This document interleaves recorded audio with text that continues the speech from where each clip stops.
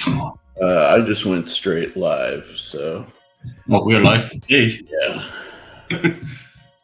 Whatchamacallit? Yeah, hold on. I gotta send a message. There we go. Send that. And then I also got to do a refund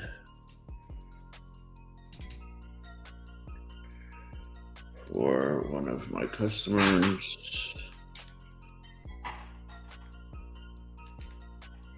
Times 1, 3. Okay. 283.2.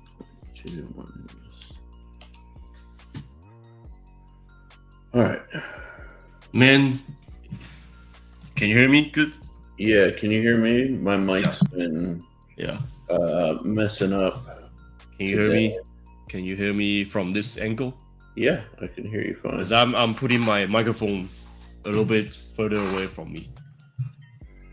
No problem. Man, it's gonna be a busy weekend. Oh, I believe it. Damn. What's up? I just cursed in the life. Oh, that's fine.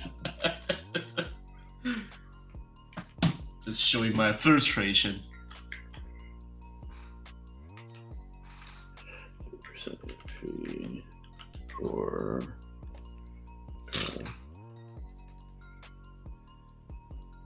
3% return fee. All right.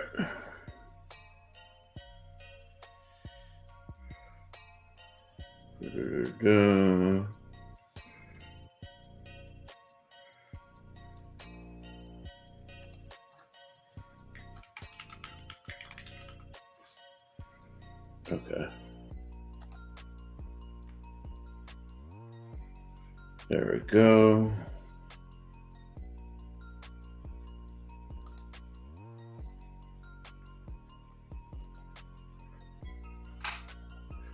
All right. I'm all taken care of there, which is good. Have a lot of stupid stuff to deal with in general. How are you doing, man? You were saying this weekend's going to be crazy. Yeah, because I'm going down to San Diego for recording. Oh, yeah. We're going to go to a recording studio, music studio. Oh, that's right. You told me. For those of you, well, nobody's here yet, but I can still say. Yeah. So for the music that we made, we're gonna record an actual, professional recording. That's crazy. Because Howard has a friend that does that, and he used to do that too. So yeah, and then besides that, we're gonna record something else about a music video as well. So it's gonna be quite a lot of recording this week. Nice. It's gonna be busy, and then we have a race coming up this weekend.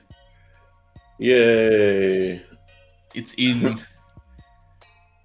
the morning. Yay! 10 o'clock. Yay! Man. It's not bad. 10 o'clock. Yeah, but it's going to be boring because Verstappen is going to basically run away with it. And he's probably going to have the, what is that called? The championship. Championship on, what is that? Sprint shootout. Yeah, like not even the actual race. It's like between you and me, man. It's like the biggest waste of time to, like, I'm getting to the point where I don't even want to see the rest of the season. I told you that. Yeah. Because, like, this guy just running away with the entire season for like 2 seasons in a row now. And nobody can do anything about it. Yeah, it's completely uncontested. it's boring, So boring. and like I'm gonna struggle to stay awake for the race, for God's sakes, Me too. Me too. So I don't know, man. I do not know. It's difficult to get excited for it, for sure. It's really hard to get excited. Yeah, but what can you do? Because it's just not fun to watch. No, it's not, and like it's becoming like work. You know what I mean? Like rather than play. Enjoy, yeah. Like Yeah. oh yeah. Okay, let's talk about this fun thing that we saw. No, it's we're not. We're just gonna sit and rehash. This guy being in first. That's it. Like, And I guess that's a lot of people's frustration as well. Even the manufacturer, even other teams. That's the frustration part. Yeah, for them as well. So, as it should be. Like we talked about in the past when it was like Mercedes and the other teams in the lead. They would take steps to slow them down, but no, they don't. The FIA don't do anything about it. Oh my god, your audio is gone.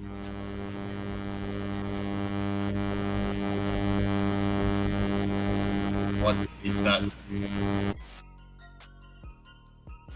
Why is there any? That's a weird background noise. It's been doing that all day today. Truthfully, I need to reboot Chrome. Yeah, you should. It's absolutely Chrome's fault. Yep, because Chrome takes a lot of performance power for your computer. It does. And even though they like changed it recently so that it's better about that, it's still like if you do as much stuff as I do in Chrome, then it becomes because I do like a lot of stuff in Chrome. I've got a million tabs open. I'm constantly doing live streams. All of that uses resources like crazy. Yep. So that's why I don't have. So I only have maximum of 4 tabs open in Chrome.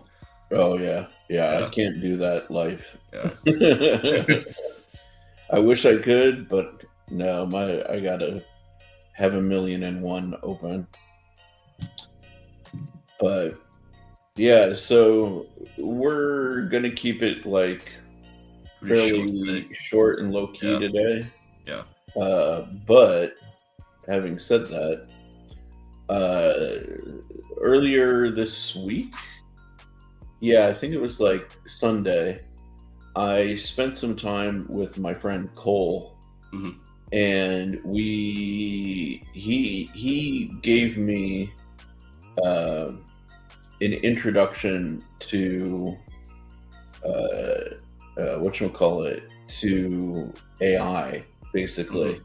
Like he showed me some of the things that are capable from AI, and I didn't really get it. Like I understood it, like intellectually I understood it, but I didn't get how terrifyingly capable it is.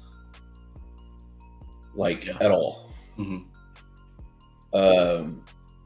He showed me an example. Like he asked it to write a script, like a 2-minute scene for these people to advertise a knife in front of a chemical plant.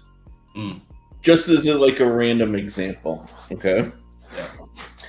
In 1.6 seconds, it wrote the entire script, gave a name for the characters in the advertisement, talked about what they should dress as, how they should look, some of the different scenes. So like cut to close-ups of the knife, and instead of calling it just the knife, it actually gave it a name. They called it the Chemical Edge pocket knife. This is AI. AI came up with that name, right? Also talked about its features, highlighted what you should talk about in the script, and again, it's like cut to Sarah demonstrating the various uses of the pocket knife, cut to both women smiling confidently. Like it put all of that in, right? Included even a voiceover like section. So like a third party voice, like talking over the scene, right? All in 1.6 seconds. That's crazy. Yeah, like think about it. It would have taken a creative person working in an advertising agency longer to write this themselves than this took the AI to think about it, create the entire like scene, name the characters and the product, and describe its qualities. It did that all in 1.6 seconds. Like That's crazy. that's insane. It's Yeah. absolutely insane. And I never really thought about that. It never, and this is, by the way, this is like the current iteration of Chat GPT, and Yeah. it's at its beginning stages. Like, yeah, granted, it's like Chat GPT 4 or whatever, right?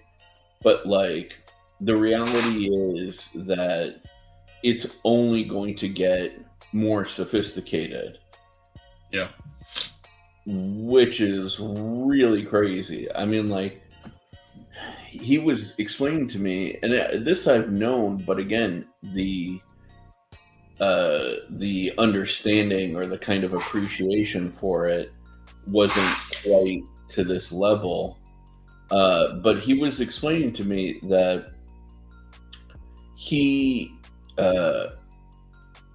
has asked it to write programs, and it's written the programs, and they work. Mm-hmm. Like so not only can the software, like, it can create other software, and as long as you know how to like put it in a certain container, you can actually get it to write programs for you that have certain functions, and the programs work and run. Like, that's terrifying.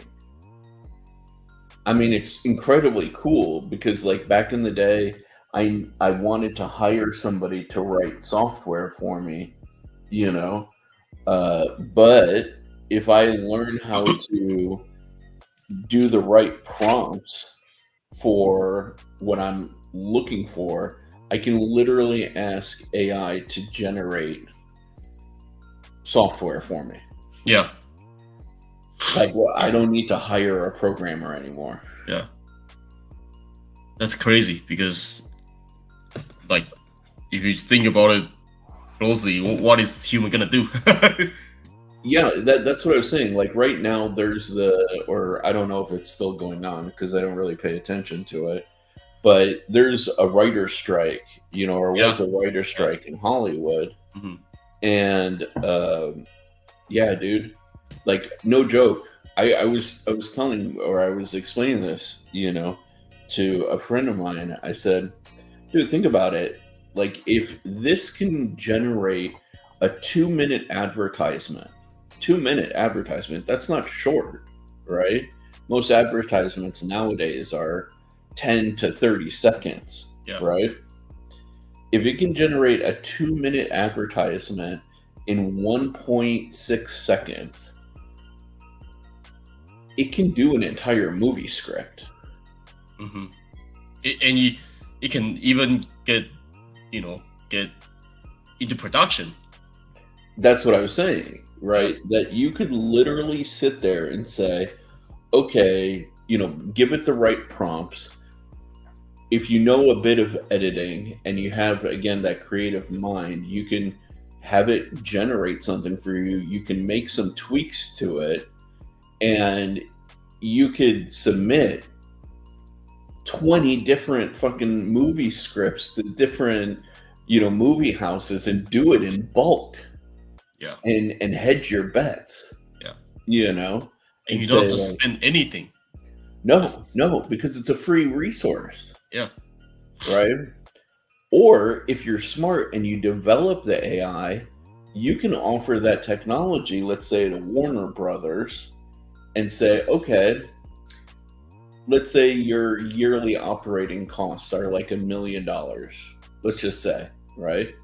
You can charge them a yearly licensing fee of 10 million, and then say, okay, you have access to this. You have a couple of people internally, who are experts at doing prompts with AI. We will provide you with that service. And then Warner Brothers can generate whatever scripts it wants. So why would they need to hire writers? Yeah. They literally have access to the service that will do it for them. It's very very dangerous in a way. Dude, it's insane. It's absolutely nuts. Absolutely nuts. Like, I don't know it's really hard to think about what's gonna happen in the future for us as a human species. When the AI keep on growing like this, and it's always one of our concern, like biggest concern about AI, because if you think about it, for us as a designer, we don't exist anymore. No, and okay, I'll give you another example, right? So the same guy, he is working on some knife designs, right? So just for fun, he asked the AI to generate some knife designs for him, right? Look at these. Yeah. Like, they need some refinement to be functional. Yeah, but it's very up there. But it's so creative. Yeah. And so cool, Like, my personal favorite is like this one and this one, and both of those perfectly reasonable with a little, just like what I was talking about with the script writing. As a designer, I know how to turn that into something real, not just like a piece of artwork, right? Clean up some of the lines, for, again, what is reasonable to produce. And I could have a completely new design that's basically 100% AI created. I had no creativity in creating the thing. I'm just a janitor. Yeah. It's AI not doing everything. And the thing is, I could do this for anything. I can do this for generating new packaging, new logo design. I could do this for, freaking a new car, right? It doesn't matter. But here's my basis. This is my starting point. Is this AI generated art? It's crazy, man. It is. I don't know what are we gonna do in the future. Dude, and I have friends who are in the entertainment industry, and they get regularly criticized when they post their stuff because people think it's AI generated artwork. Like, people can't tell the difference anymore.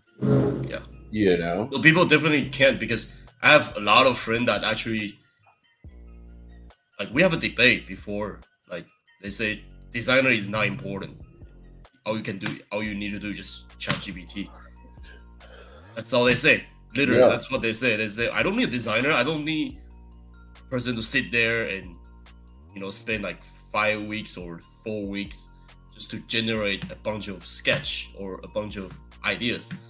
Later, I can just have ChatGPT create that same amount of work within 1 second or less.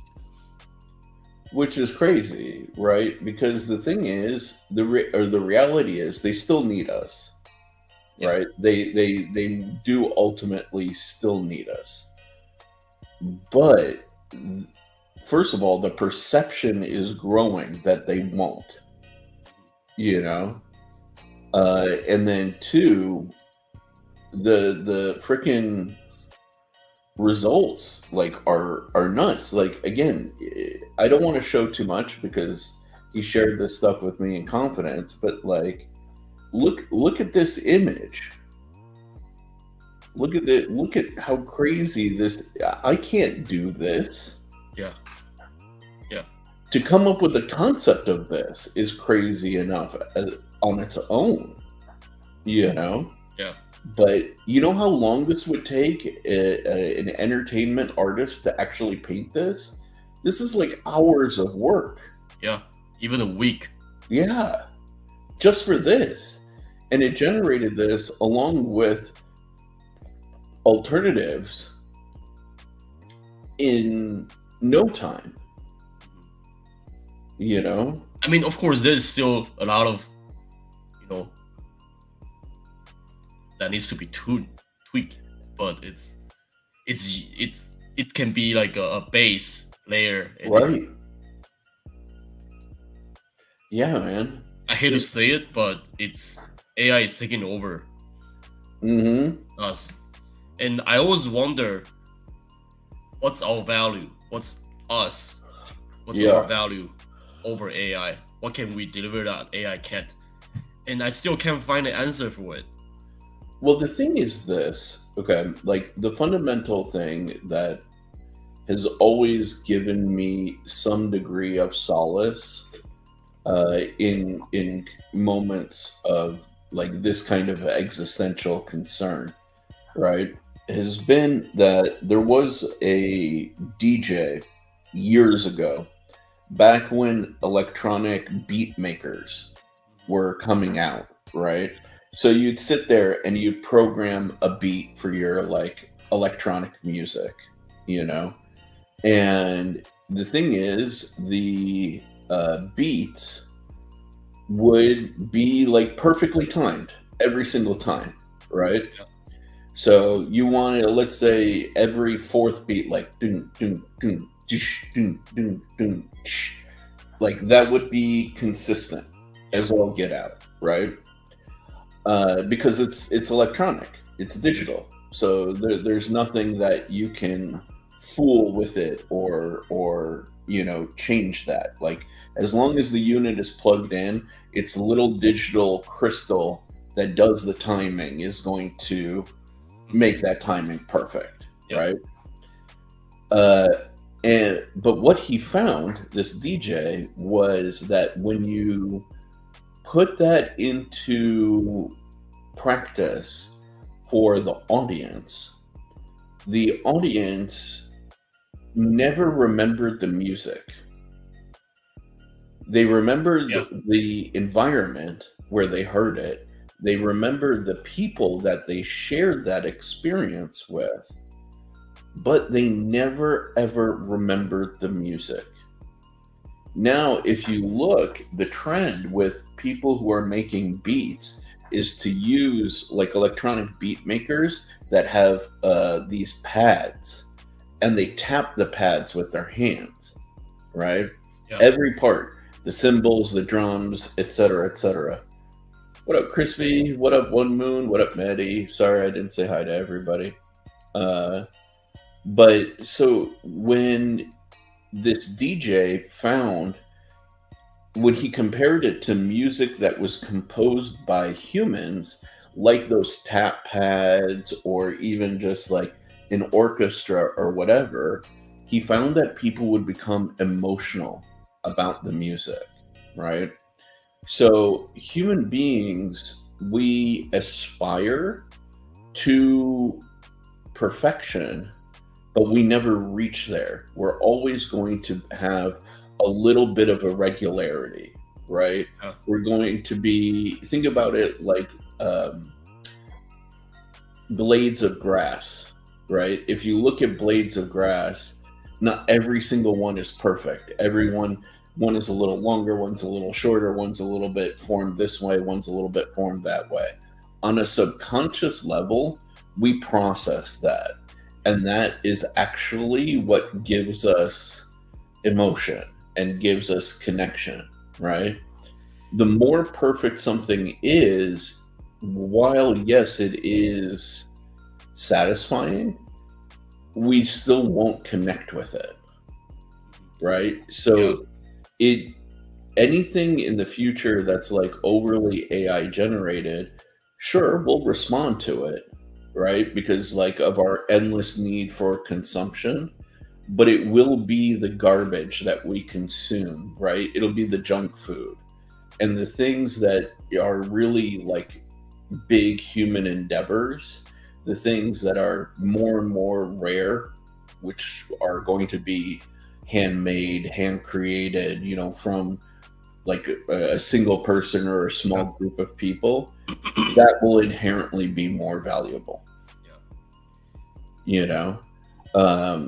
Because it's going to be the only things that exist after a while that give you a feeling. Yeah. And I think that's the trajectory that we're headed on. I always look at it as us can create that imperfection to emotion. And Right. and so I guess that's where our values are, because when everything is so perfect, it's like a machine. And Right. and when the whole world is built out of machine generated photos and structures, Yeah. it feels like cold. It feels It very does. cold. Yeah. And Yeah. when a time goes, it's like let's put it, it's like, I wanted to say it like at it EV. Let's put it EV way. When EV is growing right now, there's so much EV, but in the near future, it's gonna be occupied by EV. But when in the near future, when when a classic car like us, our petrol engine cars become valuable, that's where we got emotion, and because Exactly. that's very rare, and people will get that rareness. It's like when you go into the future, like let's say Fifth Elements or something in a movie, or like iRobot, Right. when everything is all machine and everything is all like electronic AI stuff, and when you see something different, something uniquely different than everything else, you feel emotion, you feel satisfied. And I guess that's where our values are. That's exactly it, right? And the problem is that in a world where we're constantly demanding like more and more perfection, more and more like speed and efficiency, that is going to be less appealing. But again, it's it's the difference between, let's say, making a Honda Civic versus a Bugatti, and that's going to continue to be the difference. Yeah. Right? Like Honda Civic, is the modern Volkswagen. It's and when I say Volkswagen, I mean like the original concept behind the Volkswagen, right? Which was the people's car. That's what it translates to. Yeah. Right? The people's car. So the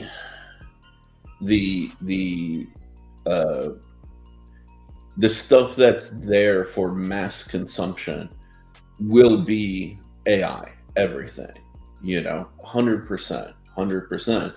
And it will be the artisans that really aspire to the highest quality, the highest sort of standards, that are kind of separated out, you know. And that's why, for example, with cars, like Horatio Pagani stands out. That's why he Yeah. achieved the level that he has, right? Yeah. Because like he pays attention to every detail. I may not like his approach anymore, right? But people still love his stuff because it has that quality about it, that old school style and thinking, and you know what I mean? The classic. Right. And it's if you think about it, how many cars that are being made today really will be held as valuable in 50 years time? Not The many. the number of those are diminishing like Yeah. greatly, right? Like how many there's for me, for example, like the only car that I can see being a true future classic in 50 years, right? Is the McLaren F1. Yeah. And because they thought about what if this is found in a barn like 50 years from now, we need to make it out of materials and a manufacturing approach Yeah. that is simple and reproducible in the future. We don't need to have specialized plastic molds and things like that, right? And that's funny because that was the name of my vlog, or not vlog, blog, Tumblr Mhm. was Future Classic, Mhm. because I've been thinking about this concept from like back in art center, back when I was in trance, right? Like, what is going to be something that is upheld as valuable like 50 years from now? Yeah. What are the things that you're going to see that aren't just mass produced garbage, but actually, like, let's say somebody, like, there's rubble, like an apocalyptic event, and then there's somebody who's like scrounging through the rubble and they discover this thing. What is the qualities of that thing that is going to make them value that and keep holding on to it? And like one company I can think of is Porsche, the 911. That's just gonna be a heritage, future classic to the end of the day, I guess. Because Maybe.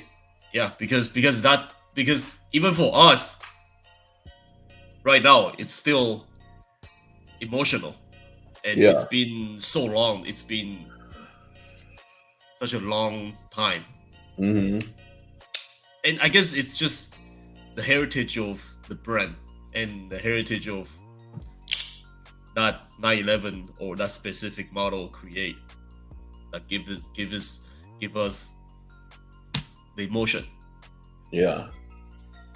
I don't know. I think that's really, like, to me, that's where we as designers have an opportunity to differentiate ourselves, right? And even those of us like creating brands for the future, right? Like, it's easy to make stuff that is disposable, like, I hate to say it, but like in the EDC world, there is a lot of that stuff, right?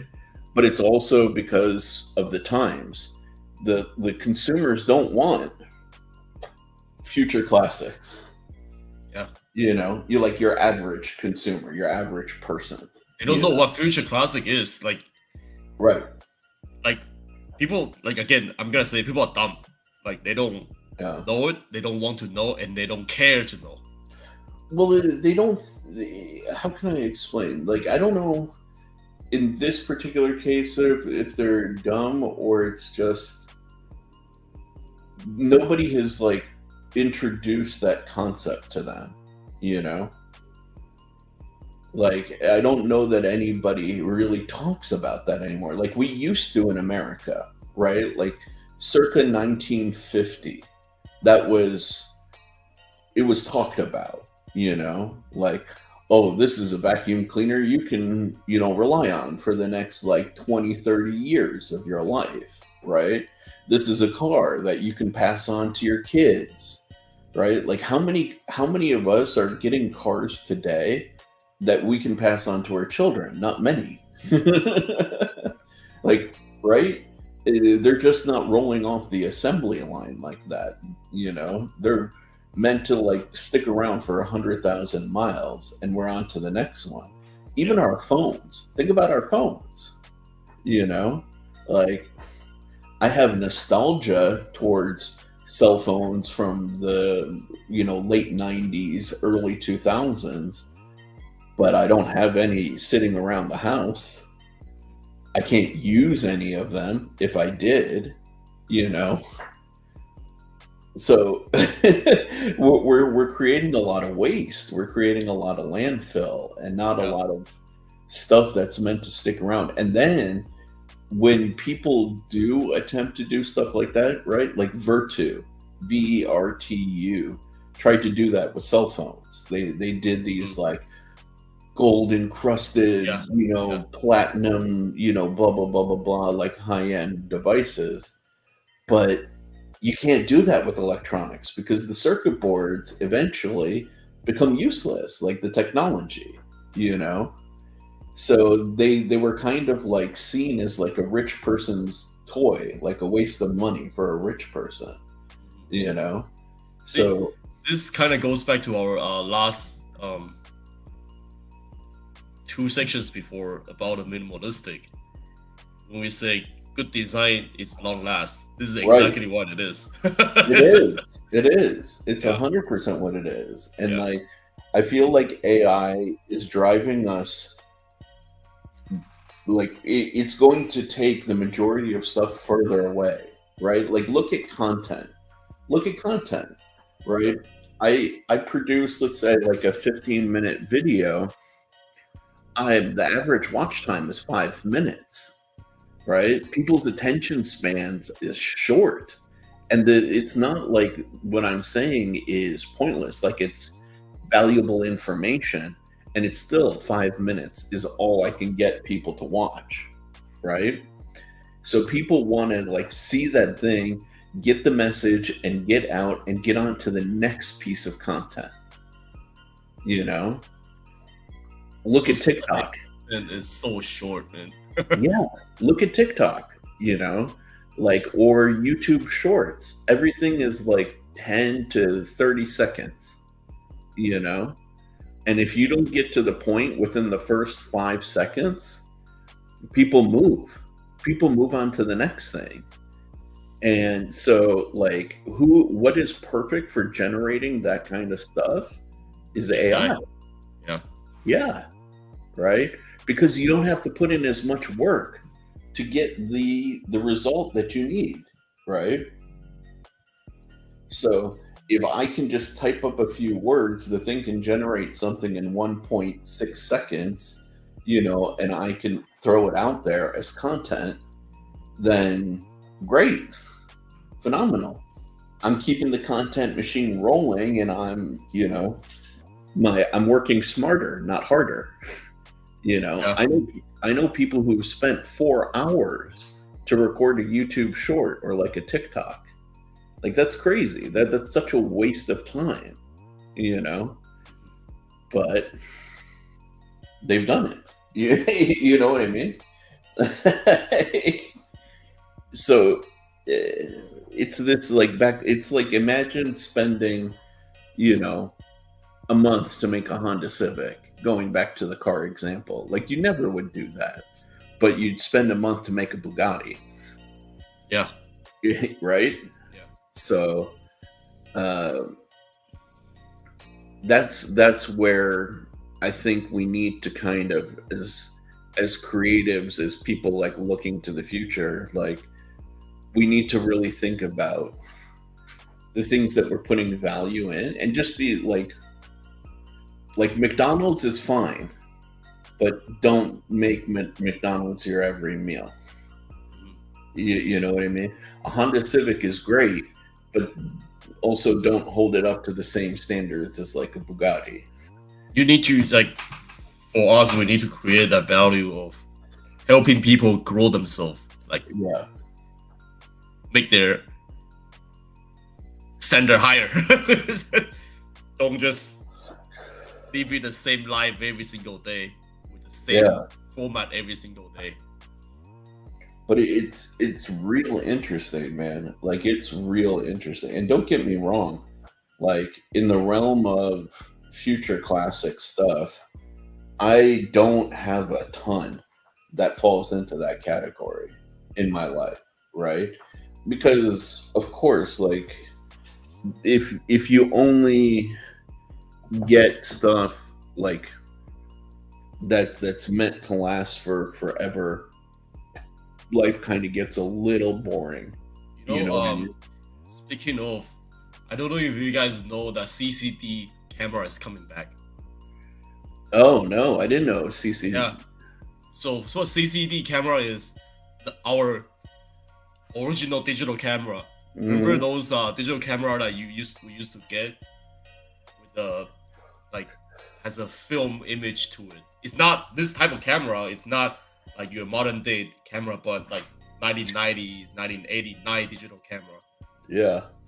Yeah, those are coming back, and people seems to love it because again, it's that imperfection, it's that classic feel, it's that that's interesting. It's that unsharpness feel of the image that it create that gives a classic vibe to it. That's funny because I always preferred CMOS myself, but the kind of weirdness of CCD always kind of bothered me. But that's interesting that like it's coming back, but for that it's purpose. coming back. It's coming back. Just a few months ago, like people, like actually, there's a good hype to it. Interesting. Yeah, and I get it. I get why, because it's that you know those what is that called? Polarized, not polarized. The big film that we can get, and then you can the Polaroid. Yeah, the Polaroid. There you go, Polaroid. Yeah. It's that kind of stuff, but older and more classic and more warm and more imperfection. Yeah, and I mean, see, that's what I think we're going to see, at least from my perspective in the future, and this plays into what you were saying, right? Is people will want a retro style, but with the modern convenience. You know? So now that's a really difficult line to walk, right? Because like, how do you achieve that? You know? I think software is going to play a big factor in that going forward. But like one technique that I've seen, for example, with the cameras is, you know, you have your lens cover that covers not the lens, but the actual body, right? So one of the things I saw somebody do is actually take the lens from an instant camera and they cut a hole in the cover for the body, and they put that plastic lens in there and use that to take photos because it gives you that imperfect, you know, feel, right? But you could also generate that through software, like onboard software. So you could have like the original unedited, and then you could have that software. And it's very interesting to see like how the societies work, because we keep on moving forward, but in some certain point in time, we keep going back to the original stuff. Yeah, and it kind of becomes a loop every once of like 5 to 10 years. See, like the flip phone is coming back too. Yeah. And you know, it's very interesting to see how human brain and how society works, because all this it's looping. I feel like it's it's a push and pull, right? Like we're seeing. Well, okay, so this gets into my personal like vision of how things work, and like Joe, I've shared this with you, right? But like I kind of see time as like this spiral that's kind of always moving forward and ever expanding, right? Um, and when we hit certain points along that spiral, like let's say every time we hit 1 o'clock, you know, we revisit some old idea from the past, Yeah. you know, uh, or it connects with something in that continuum, right? That's always been there. That's survived like the test of time, you know. However, because we're moving forward, the forward movement requires us to innovate and do new, but of the same old concept, right? So it's like cars. You know, we had whatchamacallit, buggies, or we had horses, which have 4 feet. Then we moved to horse-drawn carriages. From horse-drawn carriages, then we moved to the first simple engines, you know, which had 4 wheels and, you know, a powertrain, you know, and then eventually we would continuously revise and improve upon that concept. And now we're all the way to electric self-driving, you know, vehicles, right? But what's very interesting is if you look at some of the concepts, they look backwards, like what Joe was saying, right? Like we are constantly kind of in this we're in this, like, it's almost like the spiral is acting like a spring where it's like reconnecting to some old parts and then coming back, you know, to the future. And that's hard to predict. If that spiral stays like consistent, you can always predict where the future of things are going. But we seem to be in this bouncing kind of period where it's like why do people want fuzzier, grainier old photos? You know, like we got to this level of duplicating real life like pretty perfectly with our cameras, right? Yeah. But like that's also one thing that I wanted to pursue as well, because yeah, in the world of perfection, it feels like I said like a few minutes ago, it feels really cold, and it feels like I am a machine. Yeah, something that I create doesn't spark me or spark the reality. But when I see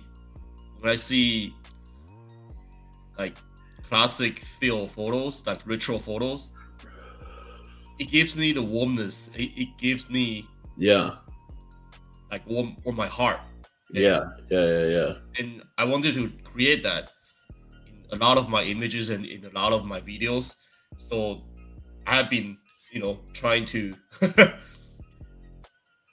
do some research and trying to figure out how to do it. But that's where my pursuit of video are. And also I guess and it's also my design as well, because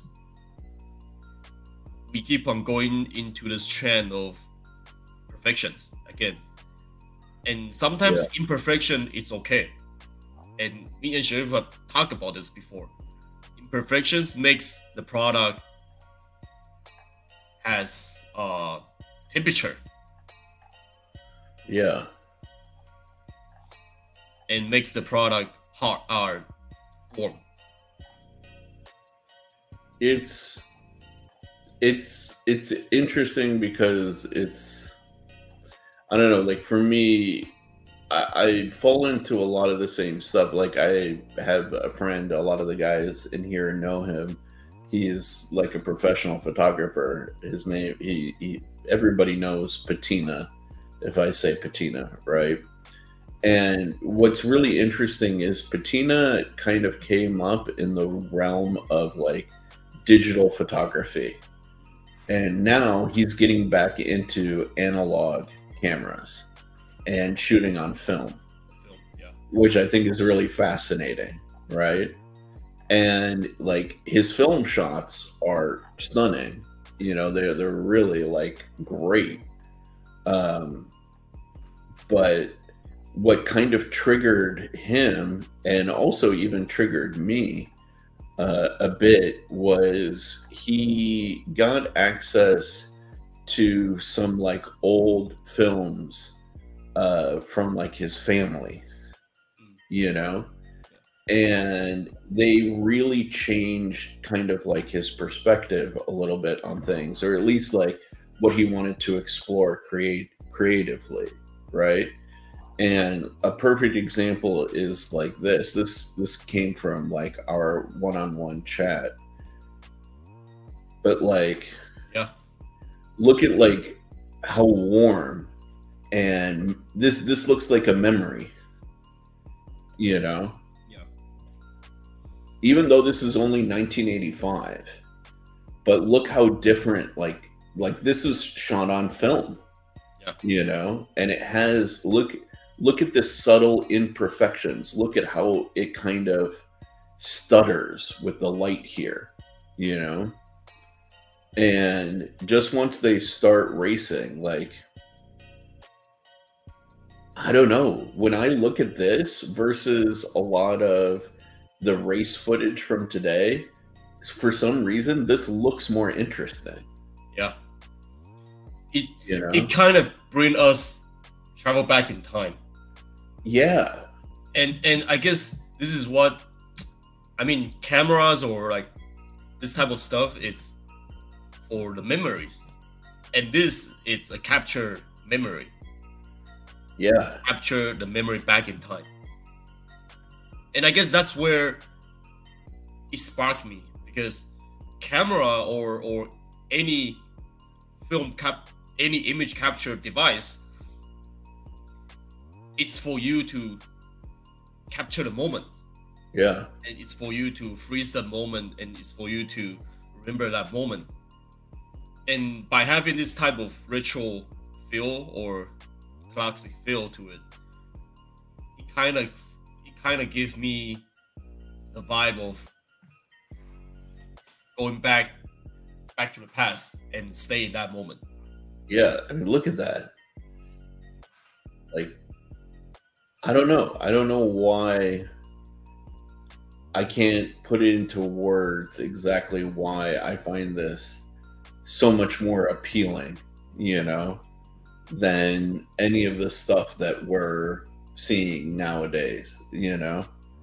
Like, I would rather sit here and watch this versus a lot of the footage. Now, don't get me wrong, like modern, for example, F1 footage is amazing. It's crisp. They've introduced a brand new camera, actually, you know, which, like, you get whole new views, you know. So, like, if you compare it, like, look at this footage. It's so crisp. It's so sharp. You know, it's so much more like. I mean, this is cool too, but it's that rawness that captured us. And I don't know, maybe it's the extended onboard footage, or I don't know, maybe just like the way people thought about framing things in the past was like a little different. Even, you know? like, for me, even now, I still went back and watched Senna's race. Yeah. Monaco and in Suzuka, like those classic race. And it just feels different. It feels heritage. It feels long last. Yeah. So and for us as a designer, we wanted to pursue that long last heritage product or Yeah. images or cinematic. Yeah, yeah. I mean, even like this is one of his friends. He shoots a Hasselblad, which is a medium format film camera. But look at that. Look at how that Yeah, image that's nice. feels. That's really cool. You know, the warmth of the tone of the photo, Yeah. you know, and like the details, the reflections, like all of it is just like perfect, you know. Look at that. There's like aside from the subject matter, there's just a nice, almost nostalgic feeling to look at like the sky tone versus the tone of the bridge, you know. And that saturation Yeah. is it's very not peaceful, but it gives you, I don't know, it's really hard to explain actually. Yeah. But see, and that's what I guess for me is when we were talking about like the value of designers in the future, you know, this is it, right? Like we're going to be able to deliver stuff like this that AI simply can't do. But the problem is it will be valued less and less unless you are at the extreme high end. Like you essentially have to go for the extreme high end in order for you to be valued, you know. Like niche market as well. Yeah, which is frustrating because that's very competitive, you know. But that's I think the way for people who are creative, like how they'll be able to bridge that gap. Yeah. Truly, you know. You know, because the reality is, for example, I thought about getting back into film. I have film cameras, right? You have many, right? Yeah, I have at least like 3, you know. No, I was just looking. I thought I had one in here in the office, but it's in the closet. But then I thought about it, and I'm like, okay, I don't want to get back into film because that means I have to buy film, and film is more expensive now. You know, you'll spend $12 to $25 for a single roll of film. You only get 36 shots. You know, there's no way to check to see if your exposure was done right unless you take it with a digital camera first. Right. That's redundant. right. And then you whatchamacallit, and then you have to pay for developing the film because, you know, like I don't have a black room, or not a black room. I don't have a dark room right now, you know, or I don't have access to one. So I can't develop the film myself and save some money. So, okay, and then I have to wait like a week, you know, and that's the thing. Like, oh yeah, and me being in the town that I am, I don't have a place to develop the film except maybe like CVS. And if you're shooting like really nice photos, you don't want to take it to like CVS or Walgreens. You want to take it to a proper place. Professional, you know, store. Right. Photography store. Yeah. They're going to charge at least $20 to $30 to develop that film. So all in all, I'm out like $50 some or something to develop a roll of film, unless I drop off like in bulk, you know, and I have to like ship it to somebody, you know. A lot of it's a lot of work and effort, you know. Or film camera. So what I'm going to do is I'm going to shoot on my digital, and then I'm going to figure out how to get the Yeah, results that I want. that's exactly what I wanted to do as well. So. Right. And this is what I mean about the spiral, like moving forward, but us like wanting some of like the retro features. Like I think the future to some of that stuff is software, you know. And like for example, in terms of product design, that is maybe something that AI could help us with bridging some of those things. Like what if we asked it to design us a steampunk backpack, Yeah. right? Okay, we can get some visual inspiration, but we also know how to translate it into the real world, actually produce the thing. Like AI, like I keep on saying, AI is just a tool. It's like Photoshop for us, or Yeah. it's like Adobe for us. It's like it's a tool for us to bridge, to have it's like a bridge for Yeah. us to move to the future, and it's for us to be easier to come up with crazier ideas. Yeah. Yeah. But ultimately, when you wanted to execute that idea, you still have to do your work. You still have to refine it. You still have to modify it. You still have to talk to production or anything else. So it's don't rely on AI too much if you are in the design world. Yeah, and also don't fear it because like while it is incredibly powerful, like it's still not going to be able to do the human thing, that imperfection, that heritage feel to it. Yeah, and that's like no matter how much you get it to play with the aesthetic, it's not gonna understand what makes something feel different, because feeling is something that you cannot digitize. Yeah. So I guess that's why you haven't seen a feeling AI. Yeah, it's impossible. Yeah. Like truly, it's impossible for it to get to that stage. That is because it's highly dependent on humans. Yeah, and every human is different. Right. Oh my. Again.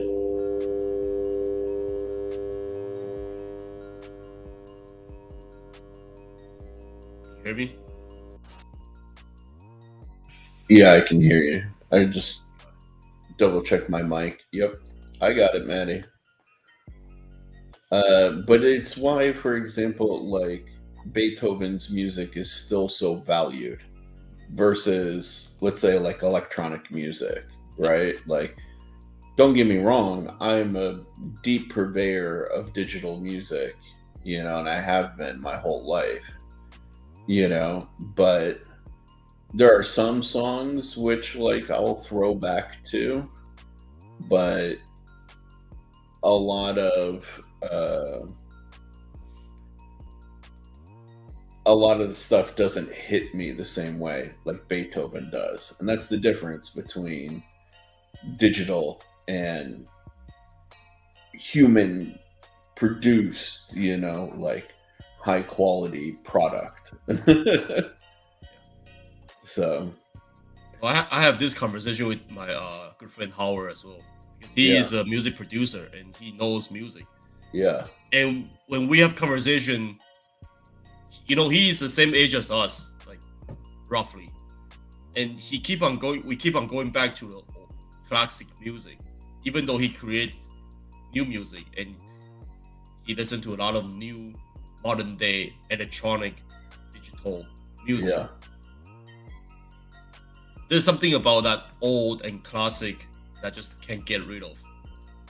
It's the lyric, it's the way they sing, it's the way that the instruments are not in perfection that creates the emotion of that song, the music.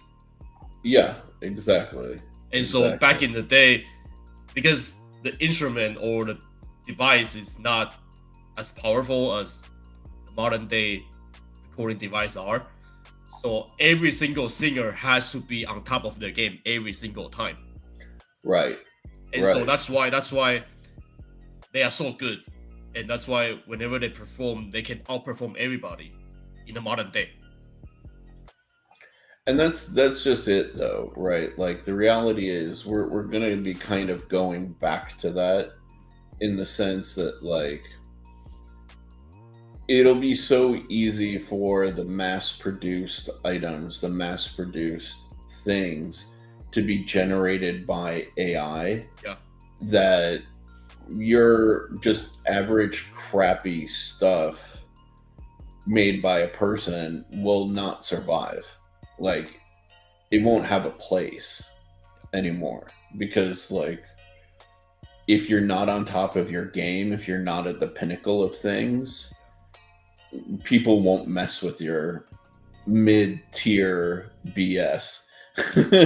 Yeah, exactly. I hate to put it like that. That's exactly what it is. It's just we need to be on top of our game every single time when we perform, whether it's recording videos or performing in front of everybody here, or designing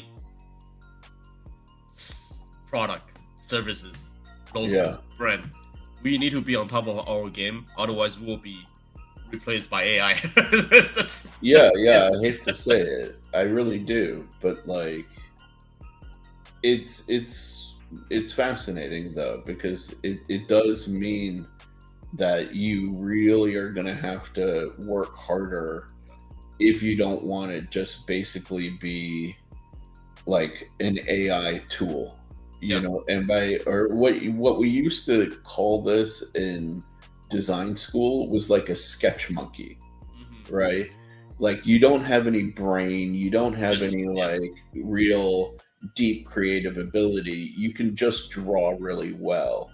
And like, congrats. Like now a sketch monkey in a world of AI has no future. Like genuinely has no future. But like, if you can really deeply think and come up with like value, then you have a future, right? Because AI can't do that. AI can't assess, for example, the needs of a brand, you know? So, no, Cheeto, it was not doable. So, yeah, I'd have to do a lot more in order to get there, and we're still like 34 away from getting to do what we have. So, but yeah. So, yeah, man. I mean, it's gonna fascinating. It's fascinating. It's scary, but it's fun, exciting, all at once. All at once. yeah. It's weird. It's gonna be like nothing but whatchamacallit, McDonald's and then Michelin 3-star or higher rated restaurants like in the future, basically, but for everything, you know. Which is weird. But I'm still very exciting to see what our future become, because as a designer, we always it's like going forward, going backward, forward, going backward. We wanted to see that trend. Yeah. And I think like the more people who figure out how to navigate through that will be safe in the future, you know? Like if you don't figure out how to navigate, then you're in trouble. Yeah, definitely in trouble. You know?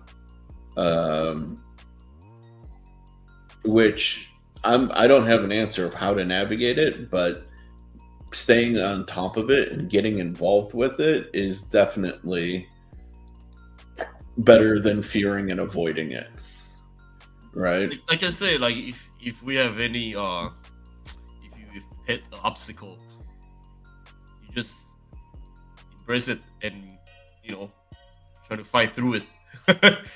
Yeah. Like I'll be honest, like I kind of avoided it for a while because I was just like philosophically, I don't want to feed it more data. But the reality is it doesn't need me, right? Like there's so many other people who are constantly feeding it data that like even if me and like I represent a percentage of people who are like no, I'm conscientiously avoiding it, um like all kind of work together to like avoid it, it's still not going to make a difference. It's still coming. Like Yeah. it's still going to be here tomorrow, essentially, You right? just have to be who you are, and then just keep on working and get on top of your game. Like Well, yeah, and we all like, need to but do. like you said, it's a tool, so why not at least Yeah. engage with it, Yeah. and then maybe there's something that I can take from it, you know? Yeah. Like I showed you at the beginning, there's some really interesting designs that it created. They may not be practical to manufacture, but I know how to translate it from that conceptual space to something that I can It's produce. very interesting to think it that way, because when we see a concept car, Yeah, we still need to, take something away, add something else to become right. production, and that's what we are doing. Yeah, And, that's literally what I'm talking and the about. AI generated stuff is just workers. Yeah. No, it's like imagine it being you being now or thinking about it in this way, where you're elevating yourself to the chief designer, Yeah. right? And Yeah. AI now is your sketch monkey. Yeah. It can generate a million and different ideas, but it still needs to go through you to be viable, Yeah, it's basically that. right? So by taking that different perspective of like, oh, this is a threat to me, to now this is a member of my team that I can leverage, is I don't know, I think is the way I'm going to The way. look at it going forward. Actually, a really good way of navigating through. Yeah. What up, Lancelot? We talking about AI in this bitch. So yeah, dude. Oh, by the way, Joe, Lancelot is the dude who created this sexy beast. Nice. Yeah. Very nice. Very, very nice. Yeah, man. Very nice. Super duper sexy. What's up, guys? What's up? Yeah. So I don't know. Like that's at least the perspective that I've started to take with AI. It's terrifying. It's terrifyingly capable, right? But it's just like having a really smart person on your staff. Yeah, right? it's like having a concept designer on your staff. Yeah. There's no And then reason you to are fear you are them. the design director. Right. Yeah. Right. And just the same thing like with the scripts, like, okay, one of the things that I was talking about with my friend Cole, the guy who I was discussing the AI stuff with, is like, okay, if this can generate these kind of this kind of text, this kind of copy really quickly, why not use it to write me like a script for a YouTube video? Yeah. Why not use it to generate form emails that I may need to send to potential clients, right? Why not use it to, generate any kind of documents that I may need, that aren't like, professional level critical, or like legal level critical, I think that that's a wonderful tool, because now I don't have to spend as much time crafting the words. Yeah. I can literally say, okay, hey, this is my tool. I'm going to create a form letter. I'm going to reach out. Like, dude, what if I use it for like any of those. I was going to say something else, but I don't think it's a good place to use it. But yeah, like any place where you could, leverage a generically worded document, it's perfect for that. Like it's super perfect for that,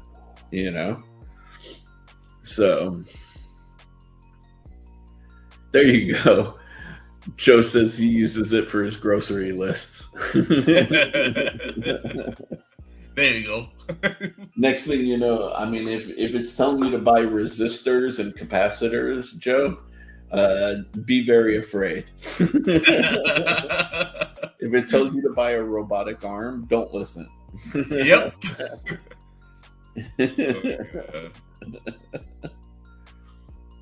But yeah, man. No, I have a new perspective on AI, but I'm still amazed at its capabilities at this stage. Like genuinely, like it's pretty nutty what it can do and how quickly it can do it. Like between you and me, man. Like the thing is, like I said, it lacks that human side, and things in this world need that. Otherwise, it's too whatchamacallit. Oh, Joe meant he uses the notebook for his grocery list, not AI. My perspective was funnier, Joe. AI for your grocery lists, man. Do it. And so yeah, like I think the new perspective is a healthy one for sure. For sure. No, people definitely think too little as is, but you know what, Joe?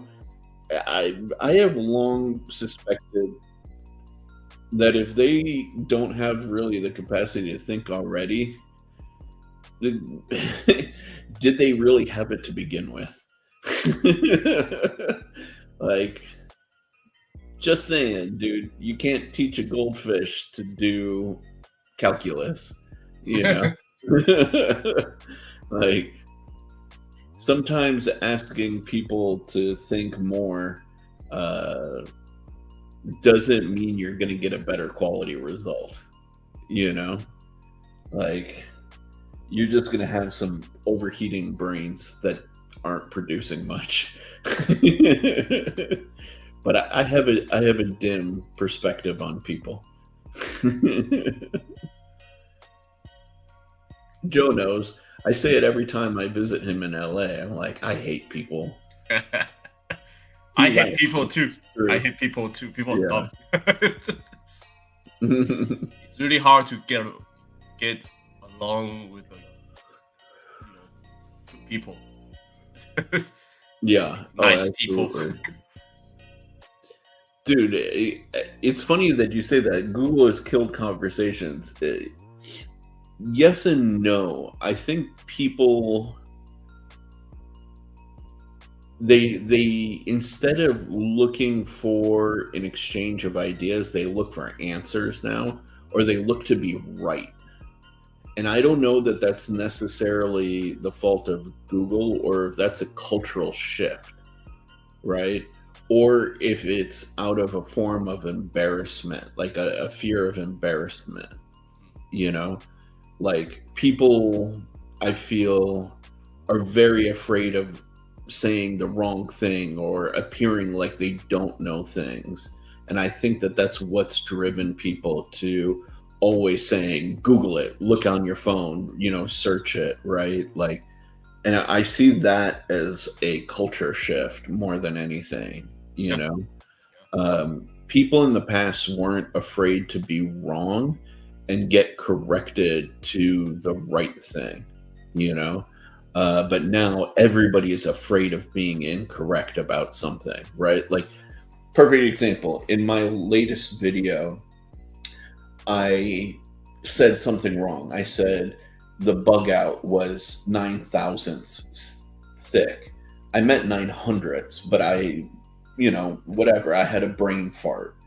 And there was one guy in the comments who, slayed me. He missed the entire point of my video, the entire discussion, and, made fun of me just for that. And I'm like, wow, like if I was sensitive, I would be embarrassed by that. But I know it's a brain fart. You know what I mean? Like, but I think people are afraid of people like that jumping on them for saying the wrong thing nowadays. But I agree. Lessons are learned from mistakes. Like, you only get better by fucking up. Yeah. Like, that's how we improve. You learn from your mistake. Yeah. You put your hand in the fire, you get burned, you learn not to put your hand in the fire again. Like, it's life, right? But for some reason, people have become incredibly afraid of that process, of feeling that discomfort, of not knowing everything perfectly, which, relating to our topic of AI, may drive more people to AI because they don't want to take the chance of not having the perfect solution to things, So it's gonna be like, just go ChatGPT. Yeah. No, it's true. It's true. Yeah, that's what my friend does all the time. Just ChatGPT.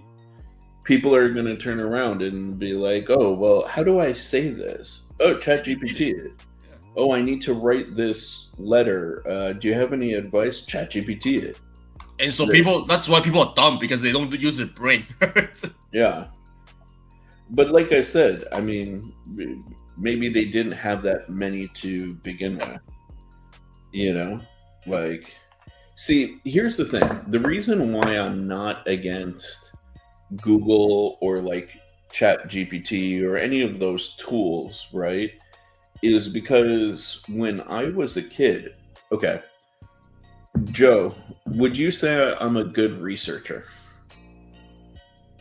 Like, on a scale of 1 to 10, how would you rate my research skills? Like 8. Okay. You know how I got to that level? Because I had the encyclopedia when I was a kid. My parents got me an encyclopedia. And anytime I had a question, my parents said, go look in the encyclopedia.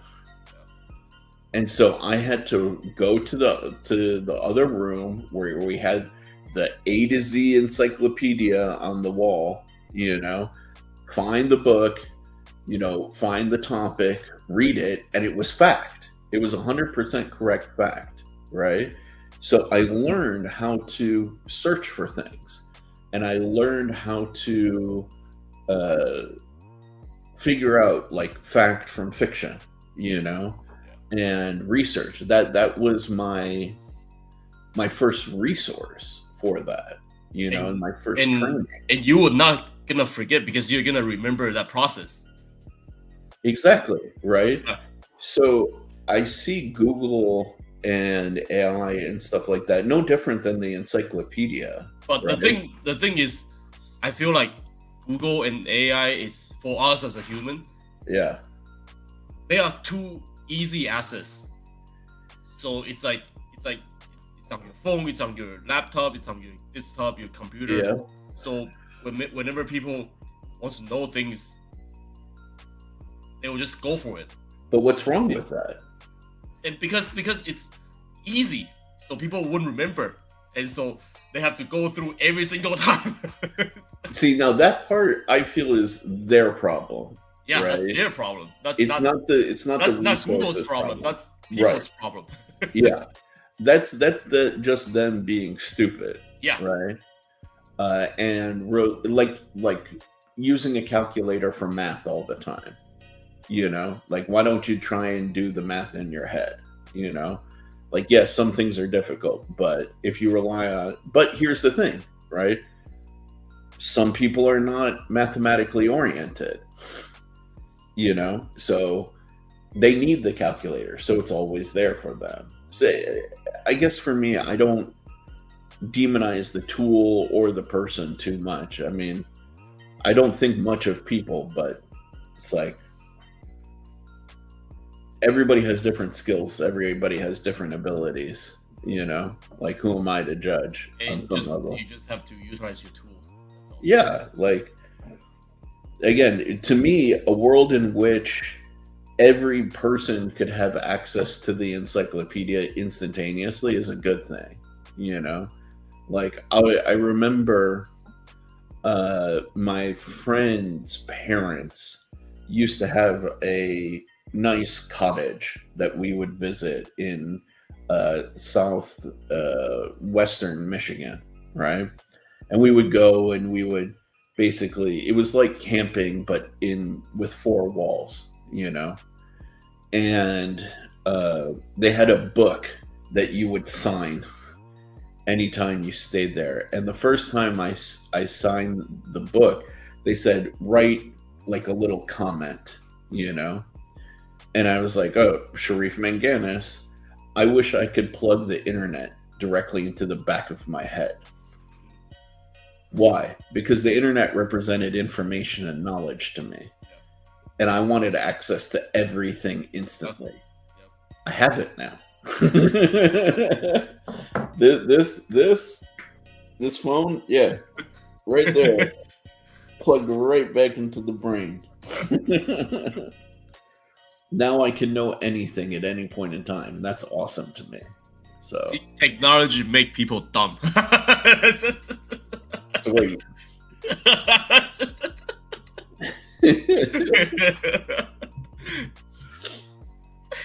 That's the truth. Hey man, I love it. I may be getting dumber for it, but can't avoid it. Yep. Can't avoid it.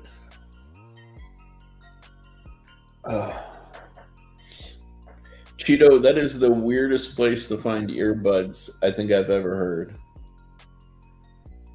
He was looking for his earbuds and they were in his kid's sock drawer. What is going on? Super strange. And yeah, man. I don't know. I'm hopeful for the future, but I am definitely surprised by its capability already. And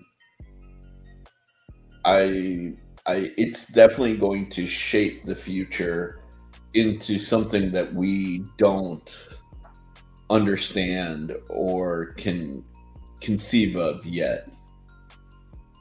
Like, realistically, like, could you imagine the people in the 80s thinking about where we're at today, technologically speaking? And that isn't that long ago. That's freaking 40 years ago. We're not talking like 100 years ago. We're not talking about the 60s or, you know what I mean? Like the 40s or the 20s, People in the 20s couldn't even begin to conceive of the world that we are living in today, So just imagine where it's going to be 20 years from now.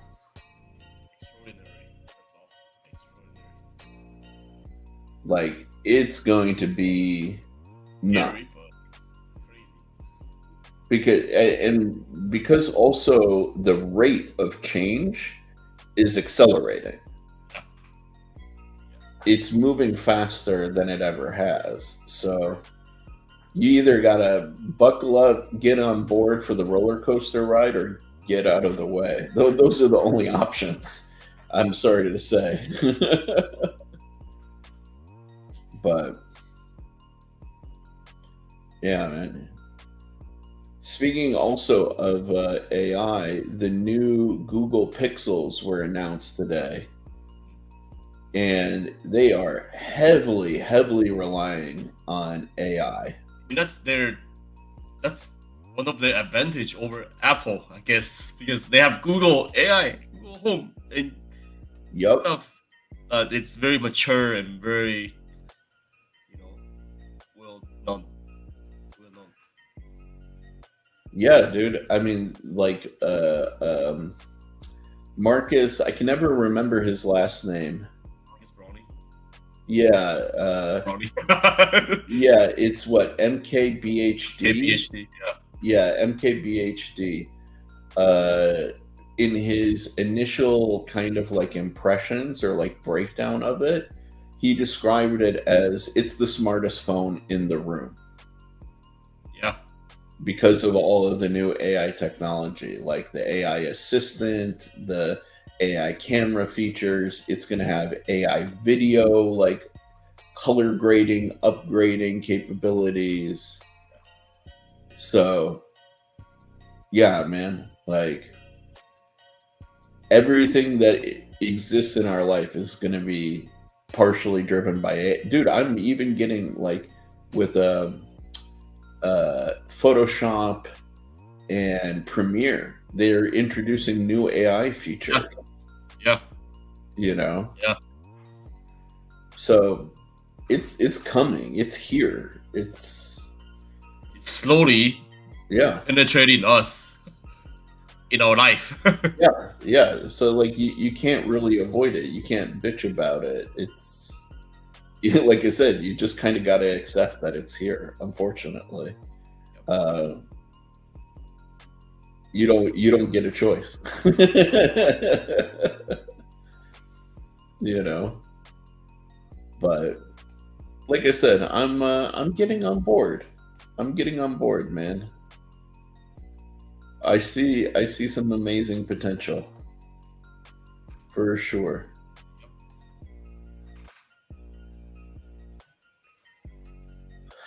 All right, guys. I think we're gonna call it there. About an hour and a half in, we're getting to that witching hour for Joe and I. But we hope you enjoyed this conversation about AI and the future of our lives. Thank you guys for hopping in here.